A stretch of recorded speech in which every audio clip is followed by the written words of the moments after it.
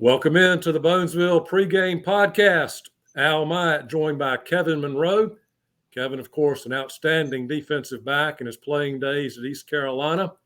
And Kevin will be in the booth on Saturday as the Pirates play their first home game against Marshall, 4 p.m. kickoff. East Carolina coming off a 30-3 loss at number 2 Michigan to open the season. Kevin, I thought East Carolina did some things very well in that game. I thought the rush defense was very sound. But the difference maker from the Wolverines standpoint, I think, was quarterback J.J. McCarthy. Very high completion percentage, 87%. He set a school record, and it seemed like he made the plays when needed. And 3 touchdown passes to Roman Wilson on Saturday. Yeah, Al, it was an interesting game to watch. I won't call it fun. Obviously, you lose by 27 points. That's not fun. But for Pirate fans, I think you learned a lot about your team because let's look at it. You had a couple returners on the defensive line. You had no returners at linebacker. You had no returners at corner, and you had a couple returners at safety. And so this defense, you're wondering, okay, how do you replace, guys like Miles Berry at linebacker? You do have Jeremy Lewis on the defensive line. You do have Elijah Morris defensive line, but you're wondering can you really stop the run, with brand new guys. And so I was, from the very first offensive series for Michigan, the Pirates had them backed up. They go 3 and out. They're getting the running back on the ground. And this, they got 2 running backs back there that are, Heisman hopefuls, top Big Ten running backs. And so you're thinking to yourself, this team is going to run the ball down our throats, and they're not going to stop until we stop them, which is probably going to be never. And you didn't feel like that. You felt like the Pirates were up to the task. Their run game was fairly non-existent. Either one of those guys had 100 yards rush. I think one of them had a long run here or there. But the Pirates played well against the run. The pass game was a little bit different, and I've got a couple different takes on that. One is that's supposed to be the best offensive line in the country, Michigan. And I'd like to think that between our blitzes and our defensive front, that we got a ton of pressure on McCarthy. If you remember, a lot of the big throws he made, he was on the run. We flushed him out of the pocket several times. I'd say about every 2 or 3 times he dropped back, he was getting flushed out of the pocket. Now, he was really good on the run. He made pinpoint passes. And you mentioned Wilson catching 3 touchdowns. They made things happen when he was out of the pocket. But it wasn't like he just sat back there and had all day. And so that was impressive. I like the pressure that our front 4 got. I like the pressure, the blitzes from the linebacker position. I think the defensive coordinator really had a good game plan. In the secondary, it's hard to say how well these new corners played because they did give up touchdowns. But I'll just remind folks that when a quarterback is scrambling, it's really hard to play corner because now all of a sudden routes break down, receivers change direction, and then instead of covering them for 3 or 4 seconds, now you're covering for 5 or 6 seconds, and it's just almost impossible. So a lot of those plays that he was able to make on the run will just break down because he was flushed out of the pocket. And so the jury's still out on how good those corners are. I thought the safeties came up and tackled well. Surely there's some things to be fixed in the secondary, but not a bad outing all in all for the defense. Well, Kevin, as if number 2 Michigan needed any help, they got a favorable review on the possible fact that McCarthy may have been beyond the line of scrimmage on the first touchdown pass. I think may have been is the nicest thing you've ever said. He was clearly past the line, so much so that the official they had in the press box left no doubt. He said he's completely past the line. This will be overturned. Like he didn't even leave like a 1% chance that they might not overturn it. So it was just a shock and awe to everyone. I think probably even the Michigan fans when it was called a touchdown. And my father and brother and I talked about this. And honestly, you'd like to think that refs are objective, but they're human beings. And they're in a stadium of 109,000 people, probably the biggest crowd they've ever reffed in front of. And there's just a tendency to keep everyone in that stadium happy. And, I think that Coach Houston ended up going to the NCAA with 12 calls that he wanted to challenge, after the game, and 6 of them were overturned by the officials, including the targeting hit where our guy gets tossed out of the game. So he will be able to start the Marshall game, which is good. Well, it was a Big Ten crew, and we'll leave that situation at that. Coming out of that game, Pirates played 2 quarterbacks. Coach Mike Houston indicates that is probably going to be a continuing situation. Yeah, you know what? Going into the game, I didn't feel great about that. And, I spoke out about how I felt that it was Mason Garcia's turn. He waited his time behind Holt Naylor's, going on 3 years. And it was his turn. We heard so much about his arm talent, so much about how his ability to run the football, how big and strong he is, how it's hard to get him on the ground. We've heard grumblings about how he's not picking up the playbook the way you'd like for him to, but you kind of wanted them just to figure it out and let him go play. But after watching that game, I was extremely impressed with Alex Flynn and his ability to come in that game, halfway through the first quarter or second quarter, whenever he came in, and to just calm everything down, to make a couple throws to show that we could complete passes, to get the running game going a little bit, but to be pinpoint and precise in his throws, and to make those DBs have to cover, because Mason struggled in the very beginning, and he was making errant throws, things weren't clicking, and Flynn really settled everything down to keep us in the game in that first part. So I think he deserves the opportunity to keep playing if he's going to play like that. Now, Mason did come back in the second half. He played well, played much better. Some people will say, well, Michigan started taking their starters out, blah, blah, blah. But, he's Michigan backups. Some of those guys are still going to be in the NFL. So he still played against good talent, as good a talent as we'll see the rest of the year. And he did much, much better. So I don't know how they work in the 2 quarterbacks. If they're flipping them every other series, every other quarter. Maybe you stick with the hot hand. I still think once Mason develops, he's the more talented of the 2, and you'd like to get to a scenario where he is the starter ongoing, but he's not there yet. And so I don't have a problem with them figuring it out as long as it doesn't mess up the rhythm of the offense. Well, Mason Garcia had 2 nice drives, I thought, in the fourth quarter. Pirates went for a fourth and about 5, I think, deep in Michigan territory, and Mason scrambled, came up short, but they did get the ball back. I think East Carolina had like a 119-14 total yardage advantage in the fourth quarter. And then with a 312-game scoring streak on the line, East Carolina finished on a high note and got in position for a game-ending field goal by Andrew Conrad. So the scoring streak survives on the trip to Michigan.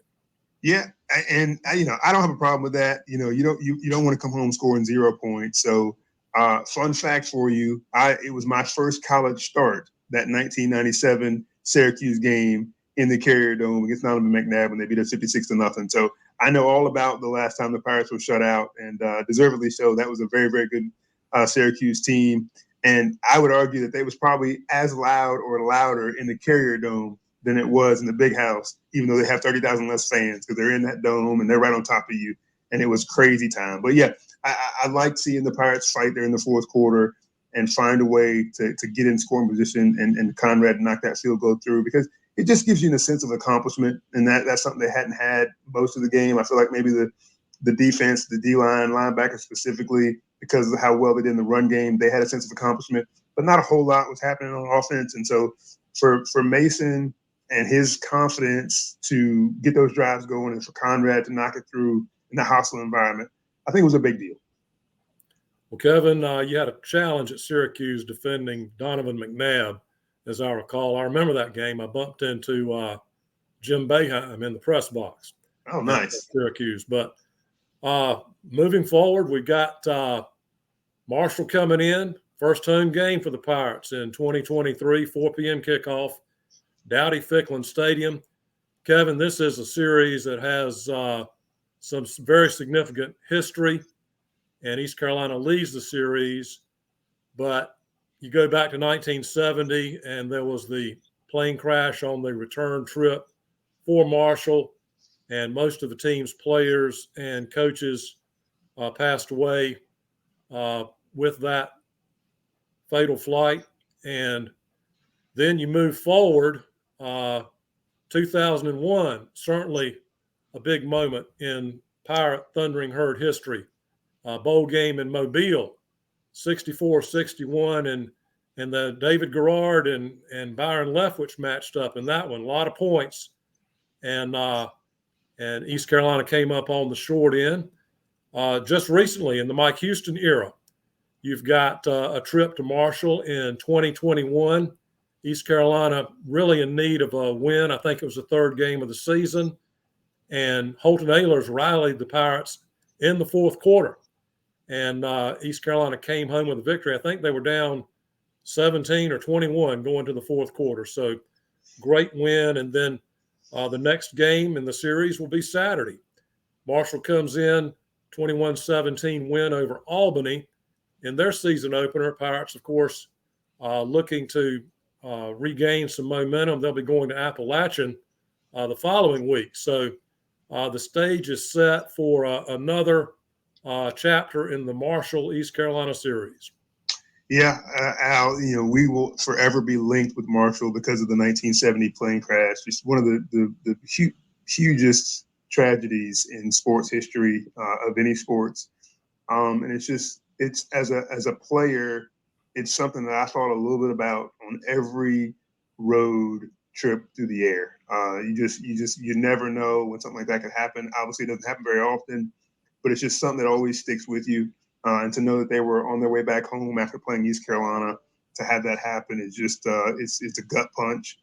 And to have them bounce back, their university, their football program, the way they did, and so to have a lot of great years since then. You have to root for them when they're not playing for the Pirates. It's just a great story. So yeah, I'm the son of an Air Force major, and so I've flown a bunch in my life, but I don't love it. And that Marshall plane crash often it runs through my mind. But you fast forward to 2001, that bowl game. That's a couple years after my career, but a lot of the guys I played ball with were still on the team. David Garrard, obviously. Guys like Leonard Henry. A lot of the young receivers that I played with were still there, and defensive players and stuff. And what a great game that was. I mean, for defense, maybe not great because neither team could stop the other one. But just the back and forth. Brian Leftwich was banged up in that game. And so, he was fighting through injury. David Garrard just made throw after throw after throw. And, it's whenever they show kind of the greatest games, on ESPN, the bowl games specifically, that game gets aired. And so it's kind of cool to be a part of that. You hate that you came on the wrong side of it, but that was really cool. You mentioned the comeback for the Pirates in 2021, Holton Ahlers, and, being down a couple touchdowns in the fourth quarter and finding a way to win on the road. That's a big deal. It's hard to win there.